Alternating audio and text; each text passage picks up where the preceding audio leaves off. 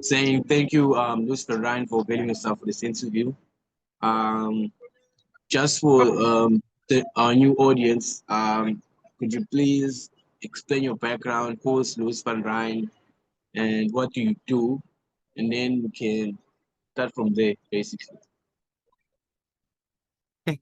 My name is Louise van Rhyn. I am a passionate South African and have been living and working in many countries around the world, but I came back to this country because I'm absolutely committed to create a South Africa that is prosperous and safe and work for all of us. And so what I've been passionate about is create opportunities for people where they are to make a contribution. So I don't think we should all become teachers, but we can all make a contribution to the education system because we need to work cross-sectorally. We need to meet each other across all of these boundaries that we've traditionally been keeping us apart, and realize that if we work together, we can create the future that we want. A lot of my work is currently inspired by the Dinner King scenarios that was published in 2009, where there was a call for all of us to work together across boundaries, business, civil society, government, and where we need active citizenship and strong leadership. So that's the kind of broad frame of my work. Sure. And then you founded Symphonia for South Africa and launched Partners for Possibilities to connect school principals with business leaders. What inspired this model, and why do you believe cross-sector partnerships are key to social change? What have you seen was the most terrifying things witnessing these public schools you've worked on? Just starting out there, just what inspired this business model, and how do you make money in this? Because it's actually difficult to understand social entrepreneurs most of the time, because it's not physical products. You're solving a social issue, right? And how can you just challenge us on what inspired this model, and what is it about, basically? Thank you, Langalihle. So we unfortunately, Partners Possibility came to an end last year, so it's no longer active, but it was a very impactful process. And what made it special was the fact that we were able to create something that people were willing to pay money for, which was an opportunity to strengthen leadership both in the business community and in the school community.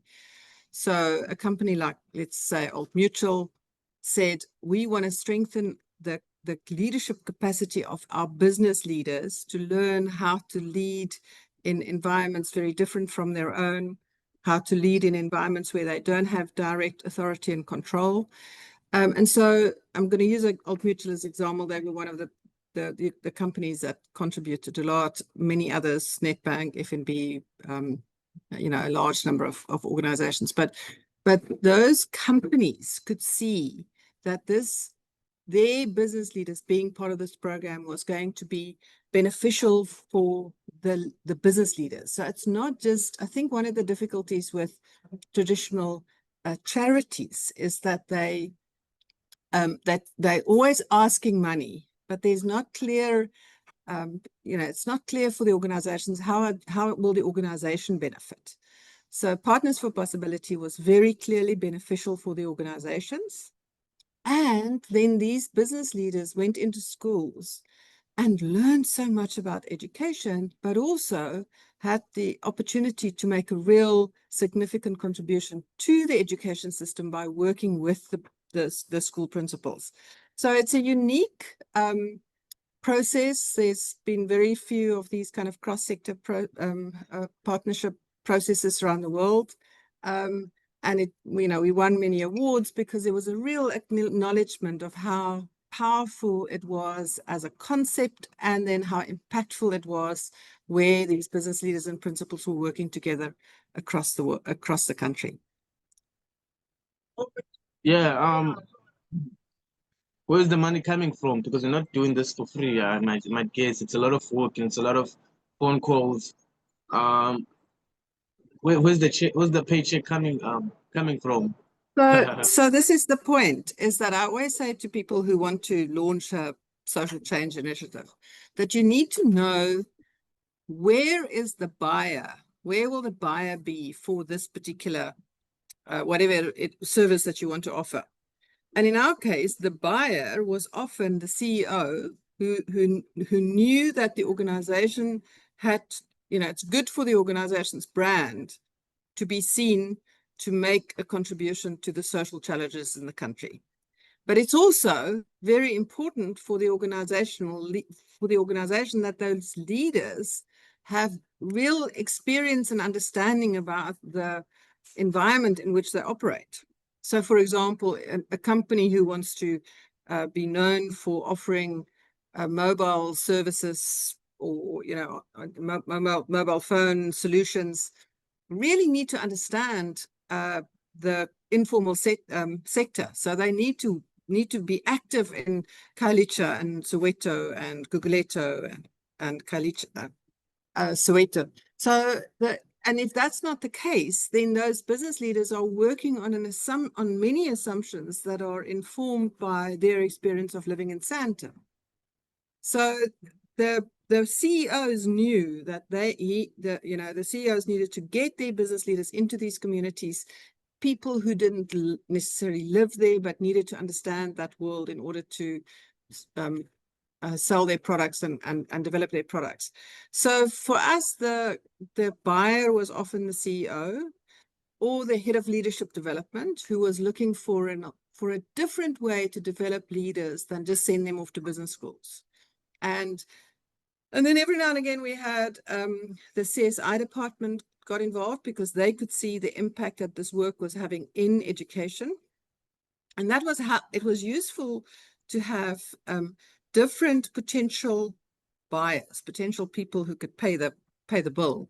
Because you're right, there's a lot of effort that goes into this. So what we did is we very carefully priced our offering so that it would be less expensive than going to a business school, but more impactful. And we used the principles of frugal innovation to develop the program. So I do think one of the things that's really important is to create, to ensure that your design of whatever your process is very carefully thought through, and that you're very clear about where the buyer is going to be. So that question is a really important question. Who will the buyer be? And how will you fund your work? Because otherwise, you're constantly standing with a begging bowl, trying to get people to fund your work. And we didn't want to do that.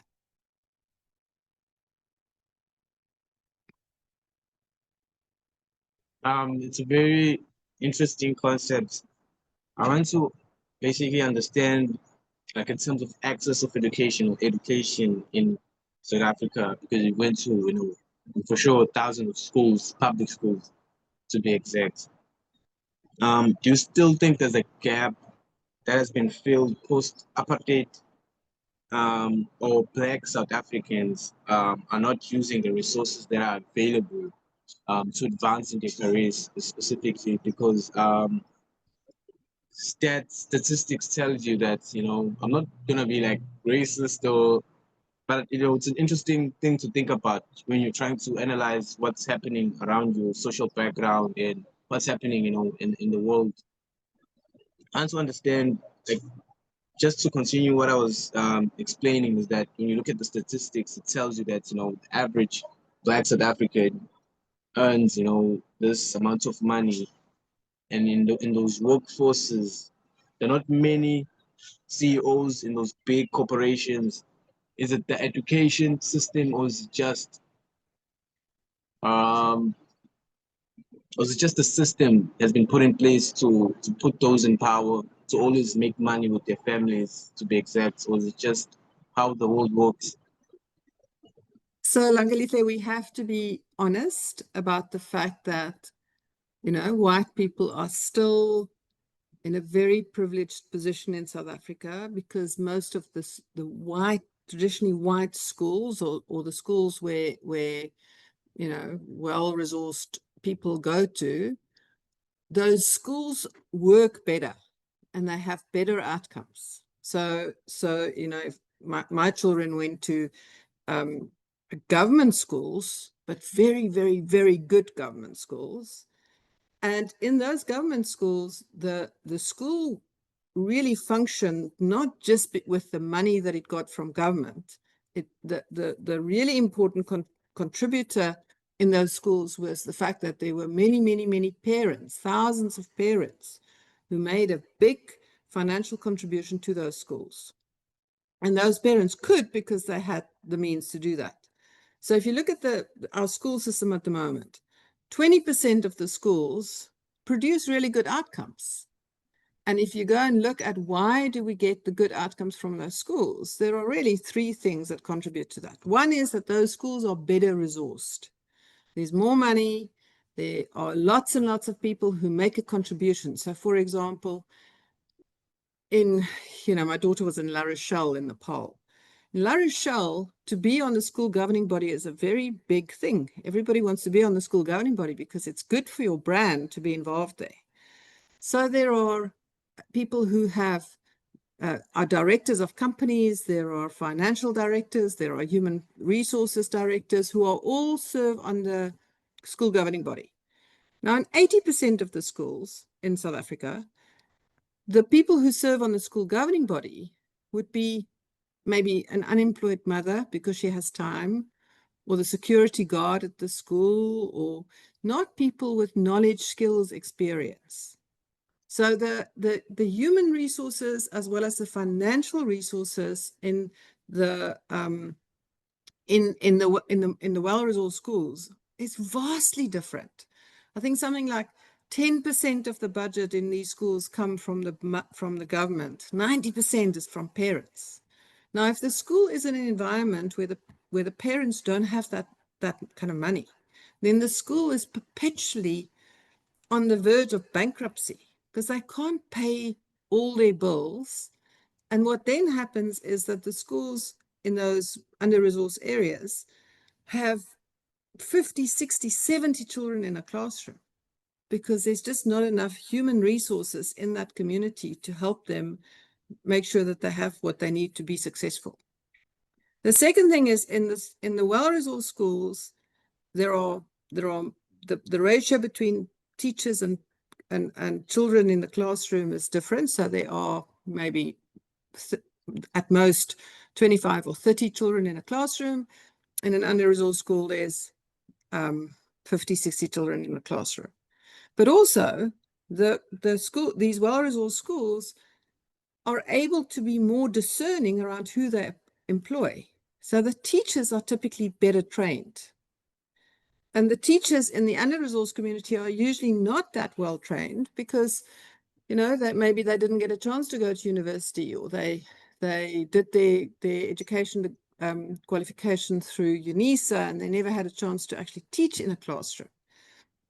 And then the third thing that's a very big difference between the schools that are so successful and the schools that are not successful is the quality of the school principal. So we know that the government has never had the money to develop the leadership and management capacity of school principals. So it was typically a teacher who was promoted into being a school principal. And in the well-resourced schools, the teachers have really been groomed and mentored and guided and developed before they become a principal. And if you're a principal with good leadership and management experience and skills, then you have the ability to deal with the complexity that you are dealing with. But if you've never received any training and development and mentorship, it's a very hard task. So in my mind, and I think the point now is that another part of the story is children who grow up in well-resourced families and communities have many adults around them who would support their dreams and their development. So a grade 9 child in a well-resourced school will have many adults who will have conversations with them around which subjects they should choose for grade 10. Why should they choose accounting? Why should they choose maths? What are all the options? my experience of working in some of the under-resourced communities is that the children in grade 9 are left to their own devices. They have to figure it out for themselves. And then they make uninformed choices. So they close doors on what might be possible at a very young age already. And then the last thing is that the children in the well-resourced communities have big dreams because they are surrounded by successful people. But children in under-resourced communities typically don't have good role models, and they don't have big dreams. So they don't know why they should put so much effort into studying, because all of the people in their community are poor, and they haven't seen, there's not sufficient examples of people who have escaped that trap of poverty. So I don't know whether any of that makes sense and whether you agree with any of that. No, it totally makes sense because, obviously me too, I wasn't quite sure what I was actually going to venture in terms of career choices. So I just, in curiosity, went into this field that I went to.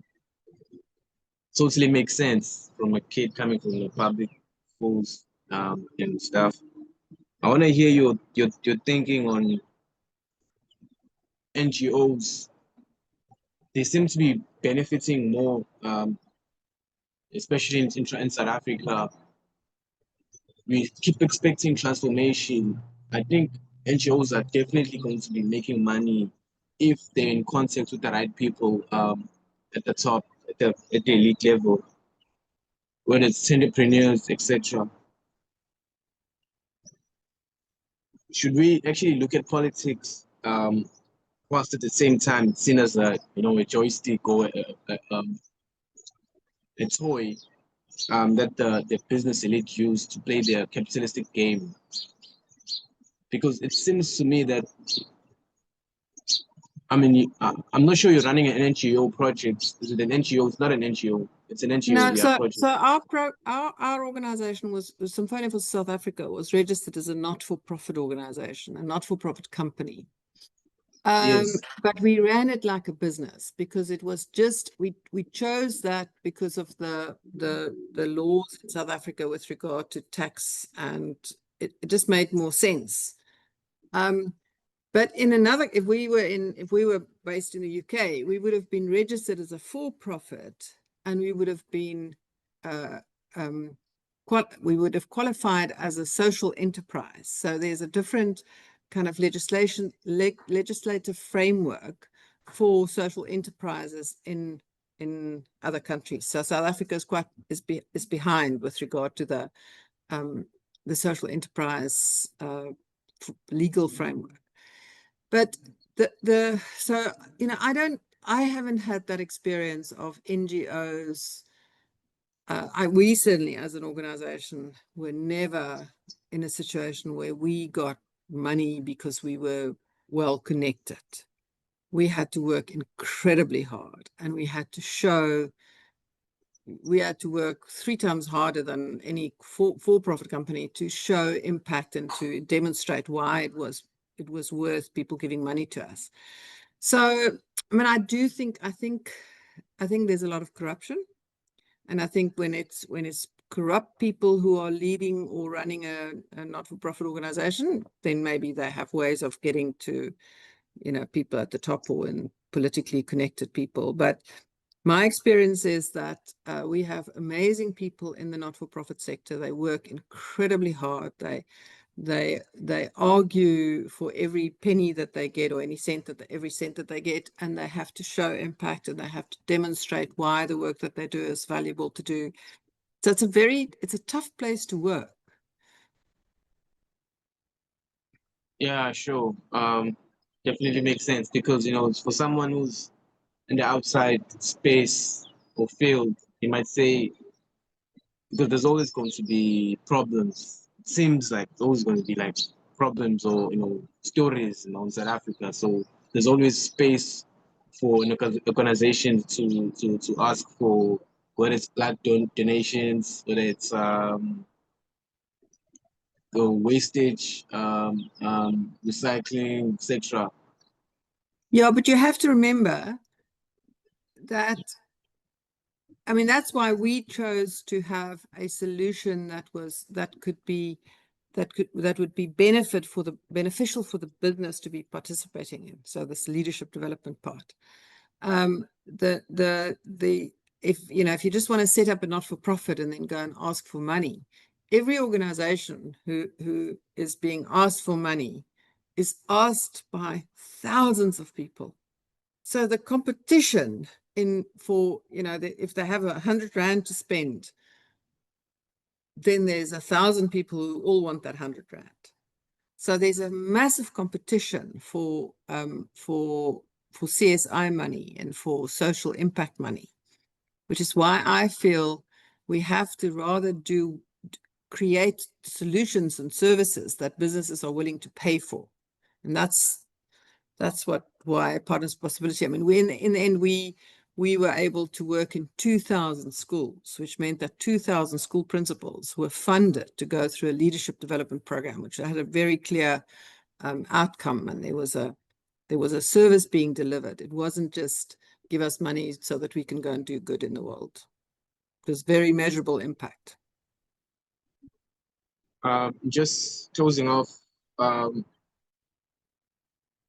what advice would you give to someone who wants to start their own social impact initiative or business specifically? Yeah, just getting into that aspect. What advice and what's the biggest lesson you've learned in starting your own companies, let's say? So you have to be very clear about your business model. Where are you going to get your income? Why are people going to be willing to fund you? Which budget line item will that money come from? And will you be able to show that your solution is competitive with all of the other solutions? I mean, we competed with business schools and other leadership development practitioners.